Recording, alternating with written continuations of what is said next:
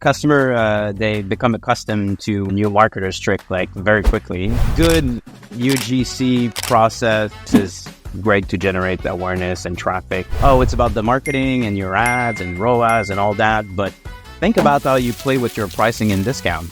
You need to be alert, and you're building something that doesn't exist. So, of course, like that means that you need to run twice as fast as the regular guy. In this episode, I'm talking to Alexandre Renaud, co-founder and CEO of Nolk. They own, buy, and operate over 14 direct-to-consumer brands. They started 7 years ago, review over 300 businesses per year for M&A purposes, and are quietly making over $62 million per year. Pretty incredible. We're going to talk about number one, his thoughts on influencer marketing, how they avoid working with so-called fake influencer profiles, and some examples from some of their most successful campaigns. Number two, we're going to talk about tools. What tools are his marketing and content teams using to produce high quality content? And what tools is he personally using as a CEO to keep track of all his tasks and free his brain of clutter? And number three, we're going to try to figure out how much he spends in marketing, whether that's ads or content or influencer marketing. And every time he can't answer a question, we both have to take a shot of delicious but spicy hot sauce from our sponsors, Good Looking Hot Sauce. Wish me luck, Martians. I hope you enjoy this one. Hello, Martians. Welcome back to another episode of Marketing on Mars.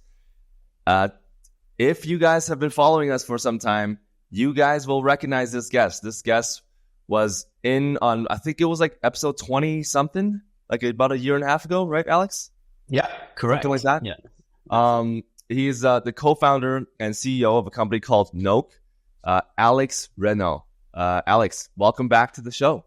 Hey, thanks for having me again, Simon. Like, really appreciate it. Yeah. So just for those who don't know, Nolk basically, they're like the modern stewards for the digital generation. They're finding their DTC businesses and helping them scale. I believe last time we chatted, you guys had about 20 or 30 businesses or something like that. Oh, actually, we have 14 brands at the moment, but we did consolidate. But it's not a question of quantity; it's about the quality. Right? It's about the quality, yeah. So what has the last, I guess, 12, 15 months? It's been a long time. Maybe give us a quick update on how things are going. Yeah, absolutely. Like, since we last spoke, we did brought like new brand, new purposeful brand, like inside the group. So we had our first full US based team that came in, like with Revent, with a great founder like Jason Wolf.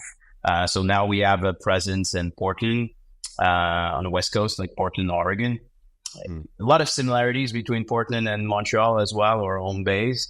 Both like whack or alternative progressive city if you want, and they're a great home base to develop consumer product and market them, and just being at that forefront of premium purpose product like out there. Yeah, and sorry, just so the audience can know, 14 different B2C brands. We kind of roughly talked about some of them. Maybe you can tell us a little bit about some of the brands that you own, and so For sure. So the audience can, in case there's some new audience that haven't heard about the brand. Yeah, of course. So Nolk, we found like the group in 2018. We saw an opportunity on the market to cherry pick certain D2C brand that had specific mission to build durable, good, I would say sustainable for lack of a better word, but brand and product that make consumer good citizen. So we decided to start that. And because we're coming from the tech world, like we've built proprietary data platform to better operate it, both on the operation side and on the marketing side. So that's what we've been doing for now near 6 years. We're in 3 verticals essentially. So you might know some of our brand in the fashion space. So we own the brand Rose Boreal, which was the first Canadian brand doing post-consumer plastic legging or made from post-consumer material. activewear legging. Think of sustainable Lululemon kind of. And we have from Rachel, which been first to introduce very fashionable European design, and first layer of clothes for women in Canada, like with recycled nylon and things like that.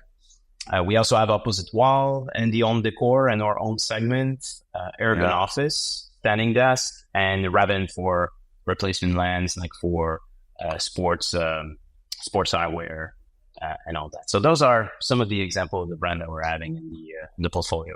Yeah. So that's awesome. We'll talk about all of this, and I'll catch up a little bit. And also, maybe in case there's newer listeners, we'll talk more about the company. And you guys have raised money as well. You guys are buying companies. So we'll get into all of that. One thing hasn't changed on the show, and it's the fact that we start off the show with a shot of hot sauce. And as the show progresses, we'll just be talking about random things. And you know me, I'm just going to have unfiltered questions. And anytime you don't want to answer a question, we'll just take a shot of hot sauce, we laugh, and we move on as usual. So today, our sponsor is Good Looking Hot Sauce. So we sent you some hot sauce. Did you receive it? Yes. Yeah, I got it. I got a full collection of it. Okay, let's maybe let's show a few of them. Have you opened any of them yet? Have you tried it? I haven't tried any, but they're open. So I've got those two here, which I believe are 2 out of 4. And in the box, it was saying to pay attention to that one. Last time on the show, I was using I'm using a tortilla. Like, I don't know if it's considered cheating. Yeah. All right. Cheers. Cheers. It's delicious, but it's starting spicy. Yeah, it kicks you a little bit. Yeah, like a little kick.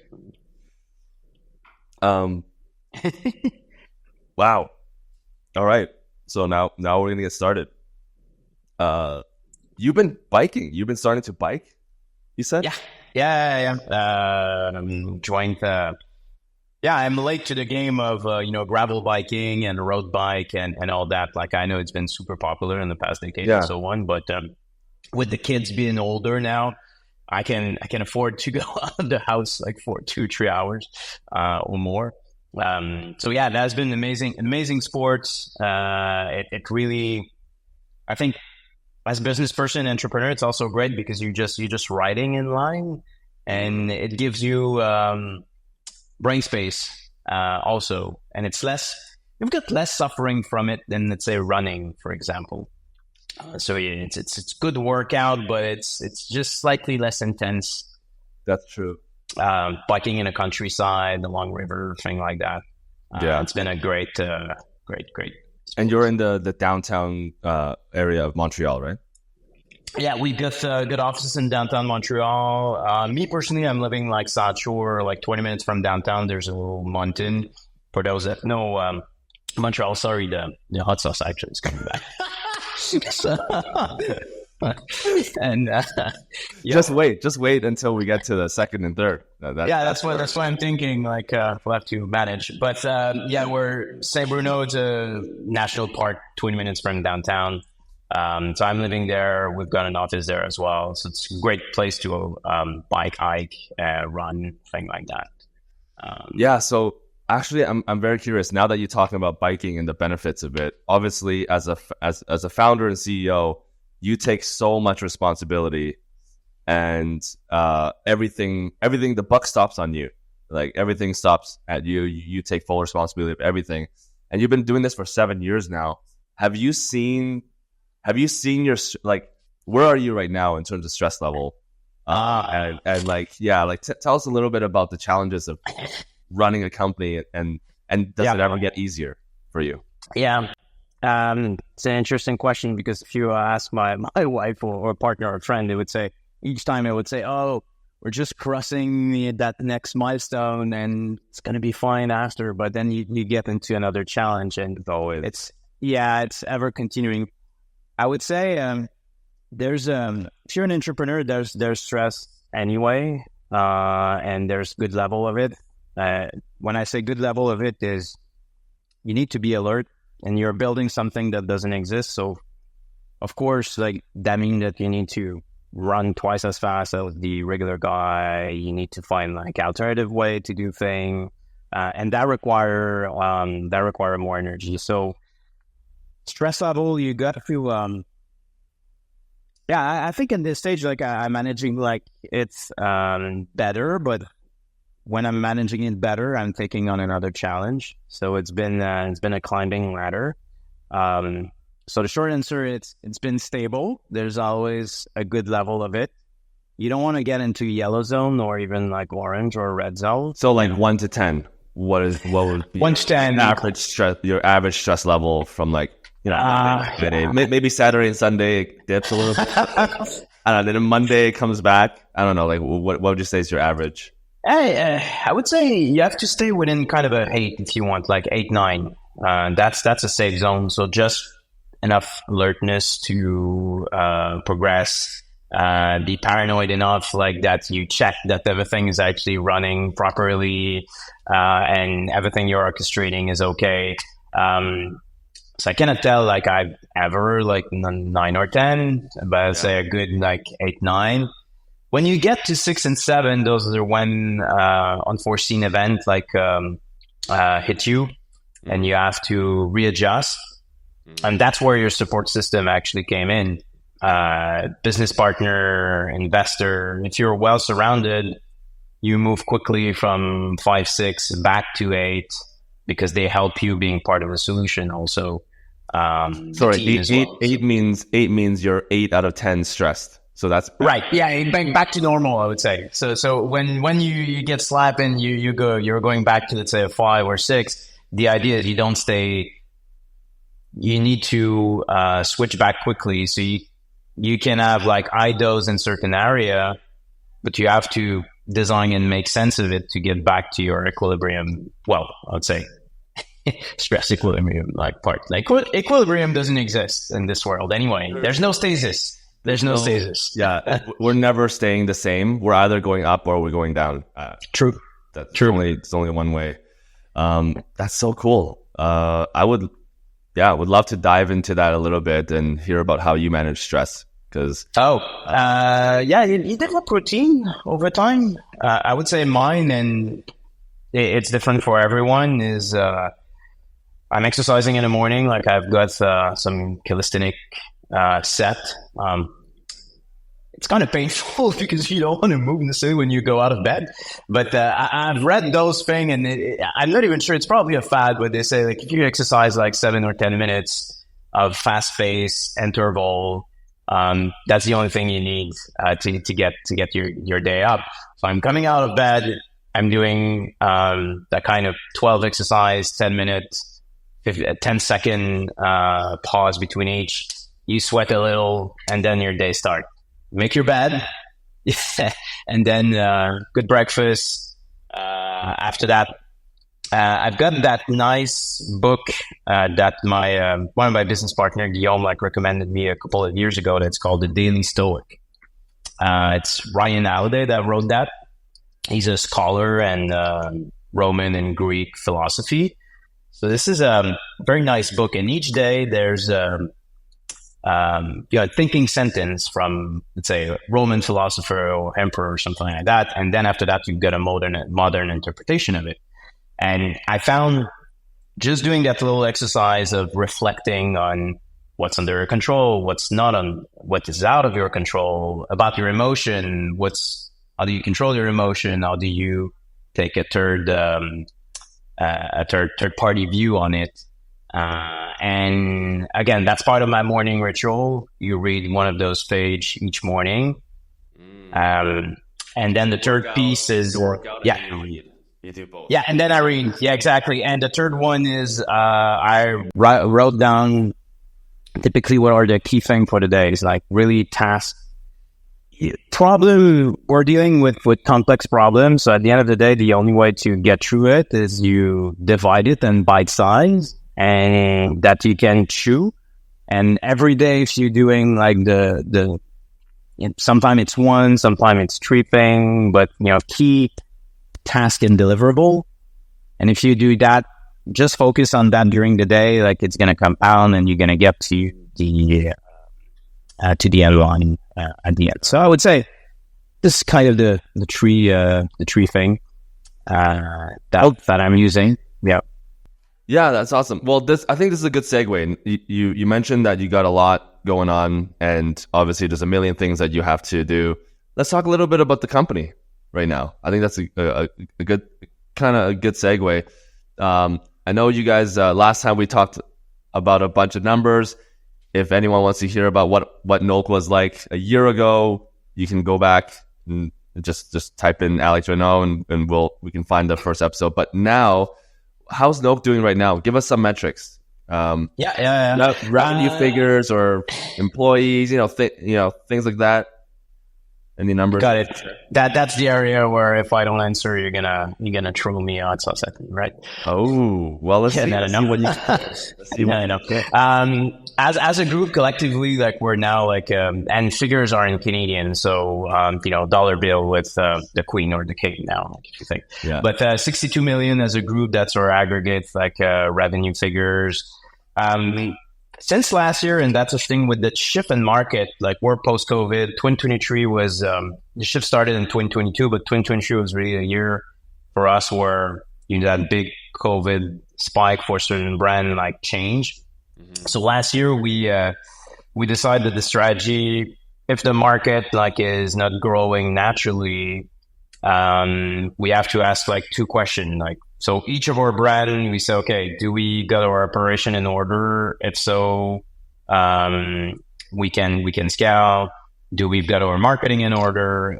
And if you got both, like you can essentially go after top line. But if either of those are immature, then you work on the business. So last year, really the focus was to work on gross margin and contribution margin. So we deliberately spend a lot of time understanding like the basket of product that we're selling. The pricing is actually something that is overlooked a lot. Sometimes people think about, it's about the marketing and your ads and ROAS and all that. But think about how you play with your pricing and discounts. I mean, your margin are as good as the price that you're saying. Exactly. And funnily enough, like I've seen so many brands over the year that slap, let's say, discount rate across the entire site, while they could just select a few products to stimulate sales and then get a better basket, like with their margin down the road. So just being more deliberate about discounting strategy, rebate, pricing of the product. There's more elasticity in a lot of the product than people think. It's not always about like cutting the supply or squeezing your supplier. Sometimes it's about maybe you refresh a little bit the brand or you put some feature more upfront. And when you compare, you say, hey, you know what? That product is actually worth more than I think when you benchmark yourself.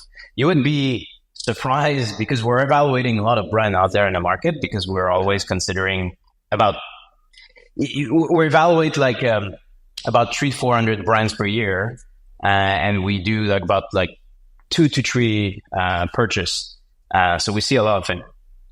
And most of the time, people don't benchmark their pricing structure, and they don't look at their discount structure. They do that 10% email sign up. They do that 25%, 30% across the entire site, like at every anniversary.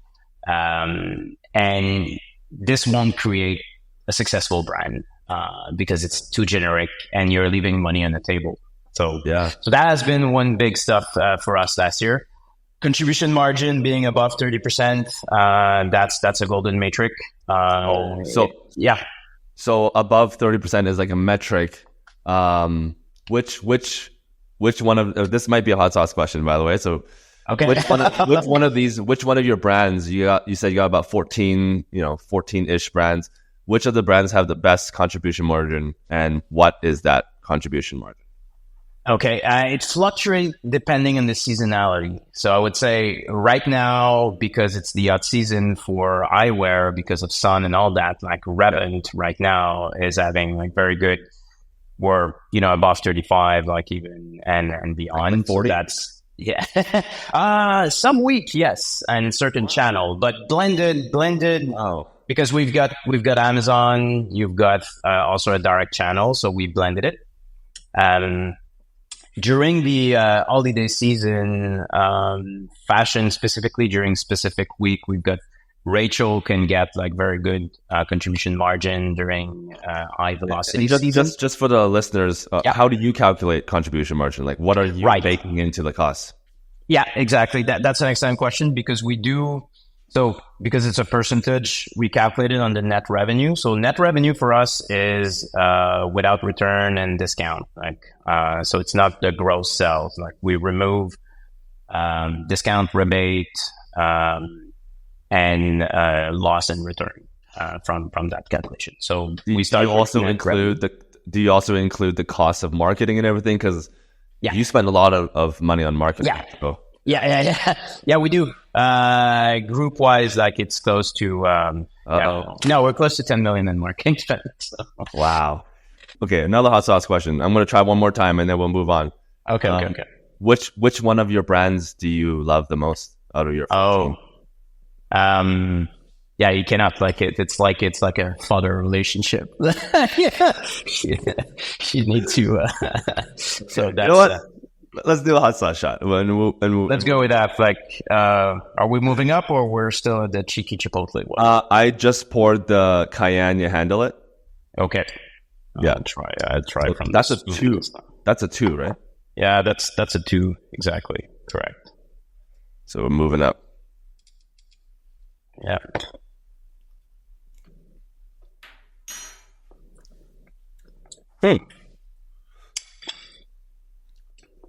Oh, yeah.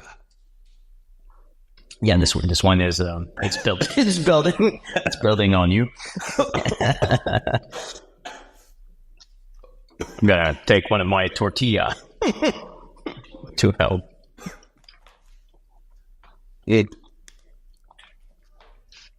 So do you spend a lot of time in Portland then? Now that you opened the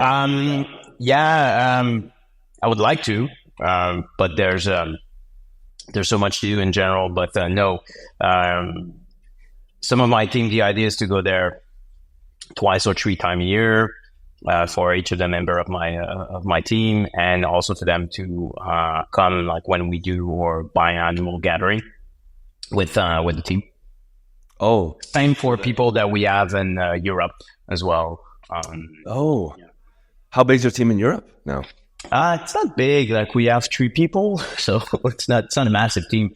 It's more people, I would say, hardcore digital nomad. Like they're still around. Yeah. So. Still around. Yeah. So Noe and Sophie, who you've met, they're in Paraguay, and actually was lucky enough to visit them a couple of weeks ago. And so, yeah, Latin America. Do you do much in Latin America? Argentina. We have some people in Argentina as well. Great for design and web and fashion element. Like they've got that sensibility. Great work ethic as well. Same time zone. Fantastic. Yeah. If you had to choose anywhere in the world to live, and if your kids and your wife were up for it, where would you? Oh, Top 3. top 3. You give me a top 3. Give me a top 3. Yeah. Of all the cities I visited, I really like Brussels in Belgium. First, I like beer, so that's fantastic destination. Like graphic novel as well, and that kind of hybrid culture between you get French, a little bit of a Flemish culture, and Northern Europe. But yeah, really like Brussels. Other than that, the top 3, I'd say London is London. Like that's a great London, England. Yeah, not London, Ontario. Sorry, no offense to London, Ontario people. No offense. Yeah, exactly. Yeah. Big the city. Like seems like there's always discovery and just a nice vitality about it. Like New York, for that sake, has also kind of a somewhat similar vibe, but a little bit, very, very, very much magnified. I would say. Otherwise, you know what? In general, like I absolutely appreciate Montreal. I'm living in the vicinities, and I've got like that little European connection, that North American entrepreneurial spirit, that great outdoor place. So that's a boring answer, but I still love my city. Yeah. Anyways, I want to move over to this is a new segment that we have. I think we tried it last time and it was really fun. So it does have hot sauce included if you can't answer the question. So this segment is called This or That. I'm going to give you two options and you just have to choose one of the options. There. Okay. So like, for example, red or blue, and then you choose blue. That's an easy one. And then it gets harder and harder. So I have 5 questions for you. You ready? Ready. It's got to be fast. Okay. Early riser or night owl? Night owl.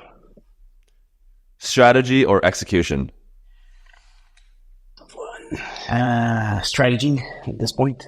Yeah, but formal education or online self-learning? It's formal. I'm going to be a little bit contradictory here. So. Cut marketing budget or cut R&D budget if you're in a financial crunch? R&D. Sorry. If you had 2 parachutes in the plane, you had to choose to save one person, your chief brand officer or your director of brand strategy, who would you save? You can't save both. Director of brand strategy or chief brand officer? I'll say chief brand officer. It supersedes like the broad thing. Sorry, strategist. Oh no. Oh no. We thought we got you there. We thought we got you. Oh my goodness. All right. Okay. So yeah, I guess I got to take a shot of hot sauce then, because I wasn't able to get you. Yes. I will go back. I'll go back with cayenne to handle it.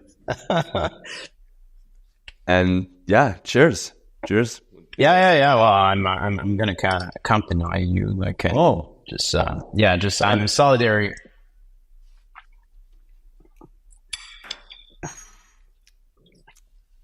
Oh. Let's talk a little bit about trending marketing things. So obviously, you've probably heard ChatGPT 4. The new ChatGPT 4 came out. Yeah. Do you have any thoughts on it? Have you tested anything? We held some session like internally, like to use it and see how to use it more appropriately for speeding up copy creation and just generating more marketing alternative, I would say, like, or copy or something like that. But beyond that, there's so many tools out there also that enable you to test and do things like that. My business partner and long-term friend, like Francois, is running a business called designstripe.com. Could be a good candidate for your show, where they're building like an AI tool to help like marketers specifically. So we're using a lot of what Design Stripe is building at the moment to amplify your team. Otherwise, it's up to the team to actually empower themselves with ChatGPT solution. We talked about content a lot now. What are your top 3 or 5 tools that you see most of your brands? It's kind of like universal that you guys are using right now to create good content. Well, Sigma is an anchor in terms of how we design all the brand assets and how the brand book get translated. So typically you've got all sorts of stencil templates. You've got everything in Figma, and then marketer will extract and adapt based on what they need to do. Klaviyo is universal across the entire brand for email marketing. That's a good one. Beside that, we've got, and it's not specific to marketing, but we do track a lot like the NPS and customer surveys. So we're using Service Sparrow just to make sure that we can build out like NPS, like on a consistent basis across all the brand. We're using Tableau as a way to agglomerate. So we've built our data platform to connect all the API and everything we're doing across all brands, but we're consuming it mostly through a Tableau instance where we can get view per brand or aggregate multi-channel view as well. Because right now, I would say brand have a different mix of acquisition channel, but it's, as you know very well, it's becoming more and more fragmented. So you've got, Meta with, Facebook and Instagram, Google, TikTok, Pinterest, like Snapchat. Like, I mean, it's so many. Yeah. And Google ads and yeah. Cool. So you guys use a lot of different tools. What about for like your personal time management? Do you have like certain tools that you absolutely need to use just to manage your own time and your tasks? Because you have a million tasks. I mean, everyone has a million tasks, but you have the special task of delegating to certain people, like very strategic. Do you use a certain tool that helps you keep your brain and like sane? Yeah. Over the year, I've tried like so many different things. Like there's always one new tool to help you like do that better and better. And yeah. I kind of revert to a very basic cycle, just Gmail web interface with good tagging, and so it's more process than tool, I would say. So I practice inbox zero. I'm not perfect, but I never go over, one page, more than 50 email and say on answer. If I go above one page in a day, I'm gonna triage it like to get to one page, and then. Usually I've always have like between 20 and 50 or so, but I'm trying to keep that flow running. I'm using a little tool called Mixmax that is useful to just send email to specific lists. Yeah, it's a Google Gmail plugin essentially. But there's a tiny feature that I found super useful. You get that in Superhuman as well, but where essentially you can say, okay, send me back that email, but in 2 weeks, or send it to me next Monday, or at what time, or remind me at the end of the week. So essentially it enables you to triage your inbox very quickly, and for those emails to resurface after. An email is kind of a task in a certain way, if that makes sense. Task management wise, like we're using Asana across the board, like at the company level. Which is great to collaborate on stuff that requires a bit like more information. Otherwise, again, to the point where it's more process than tool, I'm always answering my Slack. I never let my Slack pending message for more than, and usually I'm answering 12 hours, but 24 hours. If I'm not available, I'm going to say I'm in vacationing or something like that. But Slack is an instant message. So it's more, I would say, set of criteria and how you use your common tool to do it. And then I've kept, and that's, I don't know, I like Evernote, like the tool is kind of easy. No way. I know, it's a kind of a very old school. Yeah. But somewhat over the year, like I just find it's, Apple Note is great, OneNote is great, all of those things as well. But Evernote, somewhat, it's the only one that kind of does everything. It's in the browser, it's on your mobile phone, it's on your iPad, it's on your laptop, whatever. Cool. Thoughts on influencer marketing?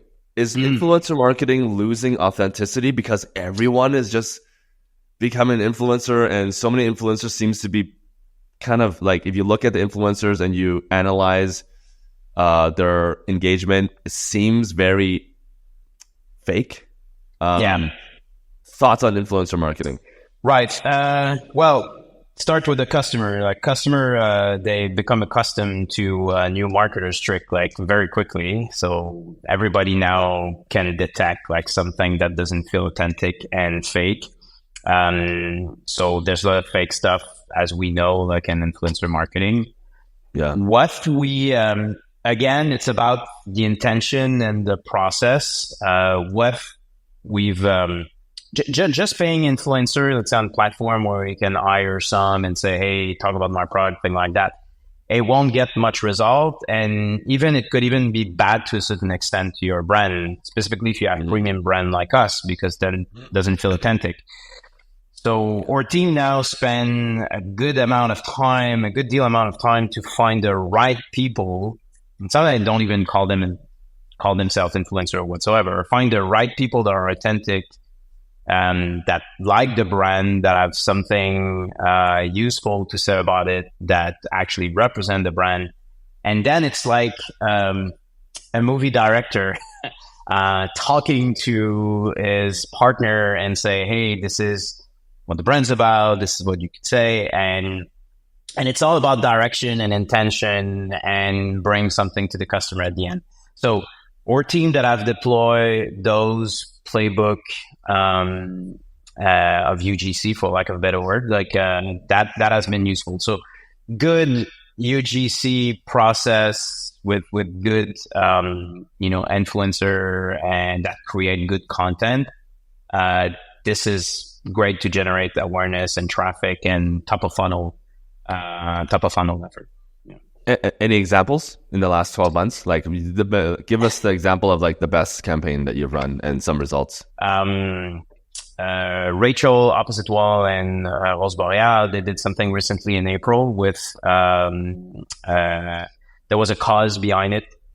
So all the influencer and the marketer and the cause and the partner and everything, it all work out in tandem, and that was well received with the customer because again it was well structured and articulate. So sorry, it was 3 of your brands together on one. Exactly. That was for Greener Montreal, so that was kind of a local thing, local event in April for like Hertz Day, thing like that. So again, local with meaningful, authentic people with brand talking authenticity that resonate. What's getting more difficult to do is those blasts. We had, we did one thing with a big influencer last year, and the fee were kind of crazy. And in the end, he tested it out free of charge, and we were thinking, "Wow, this is amazing! It's million of followers. It's gonna propel like the brand and all that." But it didn't materialize in the end, so we didn't end up like doing the deal. So I don't know if the big influencer are losing traction. Maybe the Uber super extreme one are still valuable, but somewhere in between just doesn't really. Yeah. Between having a million or a very purposeful, like, 5 to 10,000, like, I'll take the 5 to 10,000. 5 to 10,000 any day. Yeah, exactly. And I think that's been a trend that's been ongoing for many times. So we're going to do so very similar to that, the this or that. I'm just going to give you 5 questions and you answer really quick within, and just like short 1 word. I think it's just 1 word answers. So call it a rapid fire round. All right. Ready? I think you are ready. Okay. I am. 1 word to describe your work ethic. Stamina. Ooh, I like that. Twitter or LinkedIn for business insights? LinkedIn. Really? Or X now, right? A book that you would recommend to every entrepreneur? This is like cheesy, but the 4-Hour Work Week I found as a very, very set process, execution driven and smart way to start. So yeah. Most used app on your phone? Email. That's a boring answer. Hey, it is. It's an answer. It's still an answer. It's an answer. Yeah. All right. Last question. All 3 of your daughters are hosting an all-day party on the same day. Which party would you go to? That's a question. Again, as a father, you cannot decide and divide. Like, you just force them not to do that. Okay, so now we're at the. This is the final one. So this one is the Mango Me Crazy, right? Yeah, exactly. I'll see if I'll hide my face. Okay. Cheers.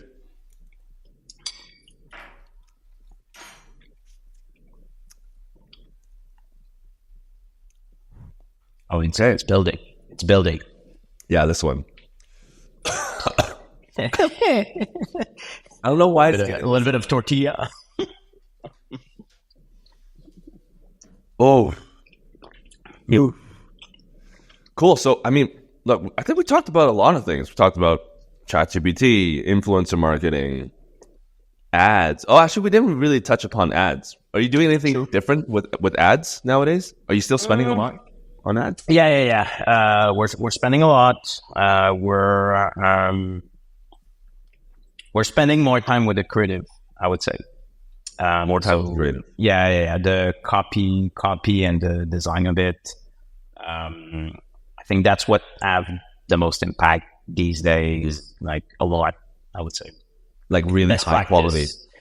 Yeah, and testing a lot of different messaging as well. I know A/B testing has been around for a while and so on, but again, something that most people overlook and don't build a process to effectively do. But this is very, very specifically in the beginning.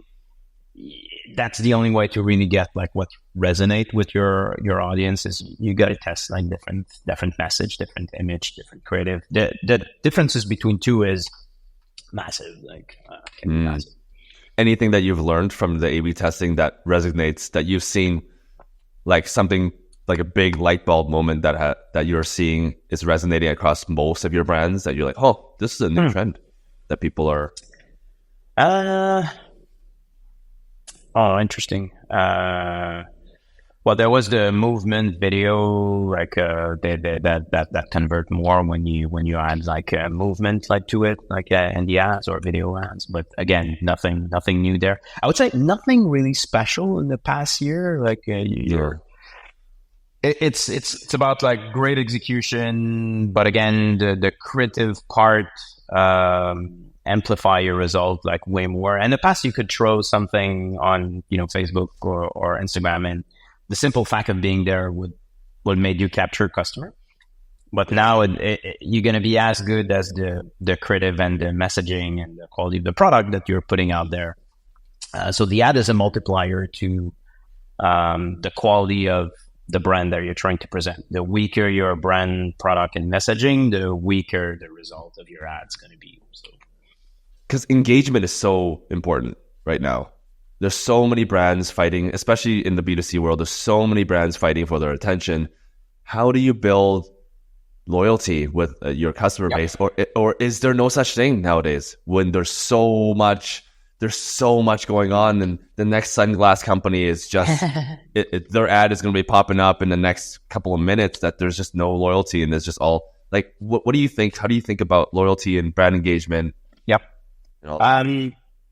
Consistency will breed repeat. So if your brand is constant and quality and promise and messaging and all that, and over time your repeat rate will grow up as you acquire a customer. Again, kind of boring answer, someone, but how do you build consistency then? Again, it's about having a point of view and bring something unique. At the group level at Nolk, we only get brands that have something unique and something to say about the way the product has been designed, the way the material like that compose the product itself.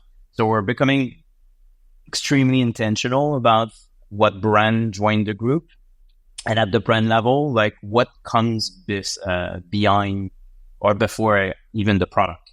So it starts with the intention of what you're trying to accomplish. So the more we're progressing, in 2018, it was about having like a good product, like good ads and stuff like that, and go. Now it's if you're in a kind of flat market, you essentially grow by being better than your neighbor, and to be better than your neighbor, it requires more energy. But what we see is that customers react a lot to kindness, authenticity, seeing who's behind the brand, why we're doing things.